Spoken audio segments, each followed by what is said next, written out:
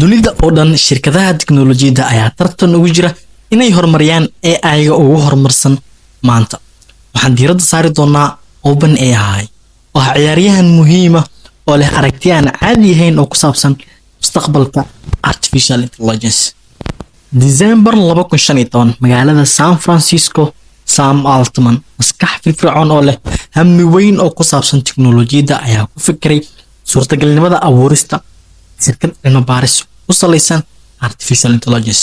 Wuxuu aaminsanaa in AI-gu uu yahay furaha mustaqbalka waaba balse sidoo kale wuxuu ogaa in la abuuro AI secure ah oo guuleysta ay u baahan tahay iskaashi dhan walba laga eegay.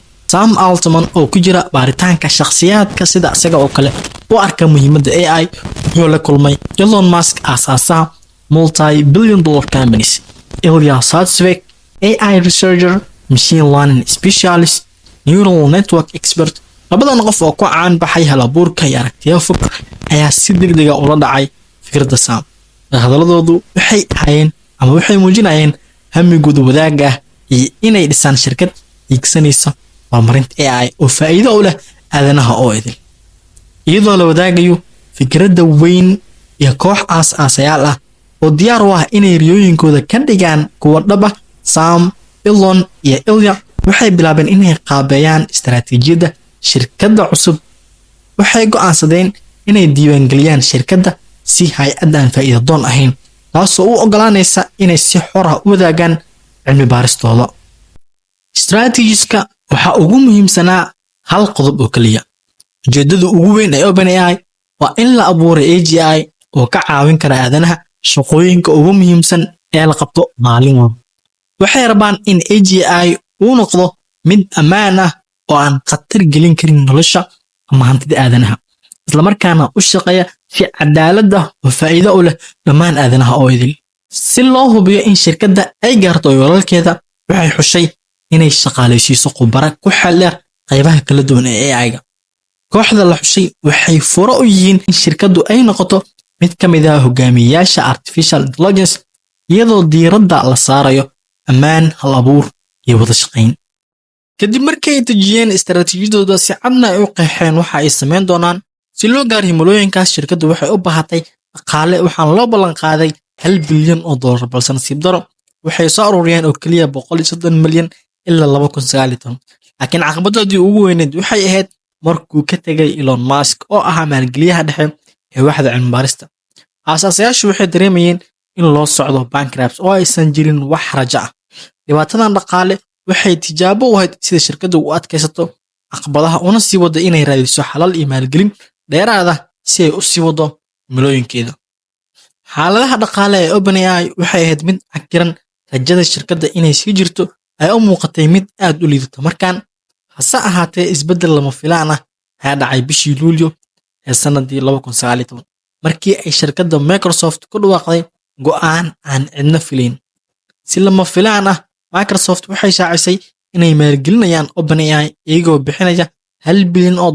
Tani ma ahan oo kaliya neef qabow oo loo fideeyay shirkadda ku jirtay xaalad adag, laakiin sidoo kale waxay ahayd ballanqaad muddo dheer ah. Taageerada waxaa ka mid ahaa kaalmo iyo farsamo iyo helitaanka adeegyada cloud computing ee Microsoft Azure. Taageeradan waxay ahayd mid aad loogu baahnaa, waxayna siisay OpenAI fursad ay ku soo kabato xaaladda maaliyadeed ee haysatay. Inkastoo maalgelinta Microsoft ay siisay OpenAI fursad ay ku sii wado cilmi baarista iyo horumarinta AGI, haddana waxaa jiray walaacyo laga muujiyay dhinacyo badan. Qaar ka mid ah dhaleecaynta ayaa diiradda saarayay madax-bannaanida cilmi baarista iyo suurtagalnimada in OpenAI ay lumin karto himilooyinkeeda asalka ahaa AI for everyone ay fulinayso markaan dano shirkadeed oo ah danaha Microsoft. Markaan shirkadda waa la maalgeliyey, waxay shaaca ka qaadeen GPT, Generative Pre-trained Transformer, oo horey u isticmaali jireen intay soo saareen GPT-3. Laakiin markaan wuxuu wataa UI UX oo qof walba la interact gareyn karo. Waxaa la dhahaa ChatGPT, application kuu fududeynaya inaad information si fudud u hesho kaliya adigoo su'aal weydiinaya, kadib si dib leh kaaga jawaabaya su'aashaada. Kadib markay soo saareen ama soo bandhigeen appkan 5 maalin kadib, wuxuu helay in ka badan 1 million users, taasoo micnaheedu tahay appkan caalamka dhammaan u baahnaa. Hadda appkan 200 milyan oo qofood ayaa si sax ah u isticmaasha bil walba. tan waxay ka dhigan tahay inuu si saxa u fududeeyey sida wax loo baari jiray. Tusaale ahaan, qofka rabo inuu wax ku ogaado cilmiga astronomiga wuxuu u baahnaa inuu YouTube tago, muuqaalo badan daawado, mid sax ah, midaan sax ahayn, mawduuca saxda ah uu rabo qofkan inuu ka daawado, waxa uusan rabin kulli isla daawado. Markuu kadib waana kind of waqti lumis, adigoon informationka aad rabtay aadan si degdeg ah u helayn. Balse ChatGPT wuxuu kuu ogolaanayaa inaad si degdeg ah oo fudud aad u hesho informationka aad rabtid. Only you need inaad su'aasha weydiid like how astronomy works. I don't know anything about astronomy. Marka qofka aan waxba ka aqoon mawduucan, jawaabahan tee u fiican? Exactly this. Marka qaybta su'aal weydiinta aad joogtid waxaa jira qaab su'aalaha loo weydiiya. Tusaale, markaa su'aal weydiinaysid, su'aashu wuxuu ka dhex raadinaa text badan oo hore loogu soo train gareeyey. Marka the more you prompt clear is the more you get expected answer. Waxaa jira macallimiin badan oo si deep leh u sharxaya how to design your prompt walow ay yar yihiin.